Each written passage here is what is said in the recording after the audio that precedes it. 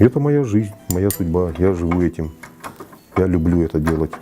Когда прихожу в мастерскую, я полностью погружаюсь в этот мир. В этот увлекательный мир сложно не погрузиться человеку, даже далекому от искусства. Оказавшись в этой мастерской, не перестаешь удивляться таланту осетинского ремесленника Джубы Хитагури. Он воссоздает старинные копья, щиты, топоры, сам плавит бронзу, а большую часть времени тратит на создание доспехов и кольчуг. Берется трос, распускается, затем выпрямляется. Затем накручивается на специальный вот такой станочек, сейчас покажу.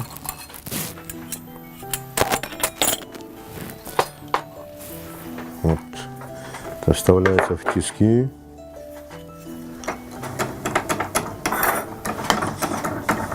Сейчас все секреты вам расскажу. Вот так вставляется. Сюда проволоку вставляешь и крутишь. Потом нарезается или кусачками, или, ну, я обычно болгаркой грешу. Отхожу от традиций. Вот. Потом каждое колечко отбивается, отковывается. Процесс создания кольчуги очень кропотливый. Не каждый ремесленник может похвастаться железным терпением в такой работе. А вот наш мастер может часами сидеть и плести колечко к колечку. На одну кольчугу, которая весит более 15 килограмм, уходит несколько тысяч вот таких колец. Ну, для меня это удовольствие, я медитирую. Я могу часами сидеть и спокойно работать.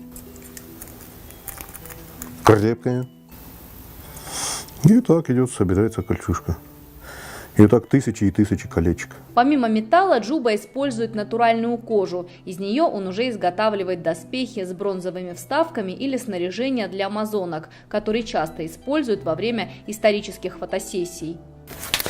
Вот такая оригинальная вещь есть. Тоже элементы доспеха амазонки. Это на грудь одевается. А сзади прикрепляются крылья. Вот.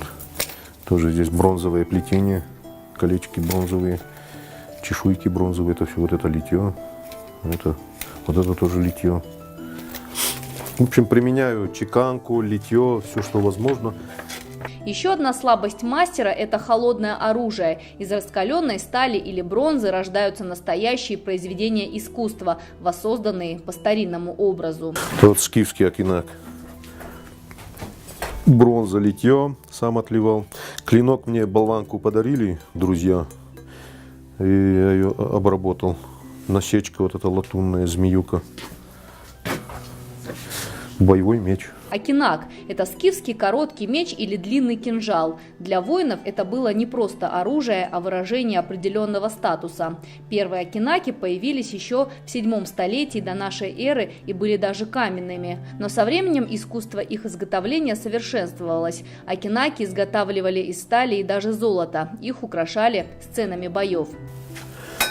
А вот это чугунный кокель, который сам отливал под копье. Из чугуна сделал. Завладеть работами осетинского мастера приезжают со всех городов России. За творчеством Джубы Хитагури охотятся и зарубежные коллекционеры.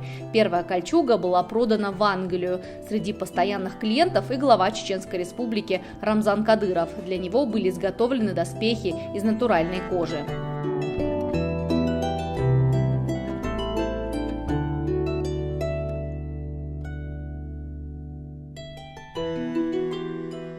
Любой предмет возьмите, который руками кузнец создавал, особенно если это старинное, какая энергетика, какое-то чудо, какая-то красота, живой материал. Это совсем другое, не то, что вот на заводе штамп. Штампует, не то. Вот когда берешь ручную работу, ковку любую, вот на стене у меня висят, чувствуешь энергетику. Даже через ржавчину. Даже у ржавчины своя красота. Многие не понимают этого. Умение создавать из металла и кожи копии старинных вещей – не все, чем одарен Джуба Хитагури. Наш мастер бесподобно владеет и кистью. Графика и живопись – также его конек. В мастерской можно увидеть различные пейзажи и символизм. Как говорится, талантливый человек талантлив во всем.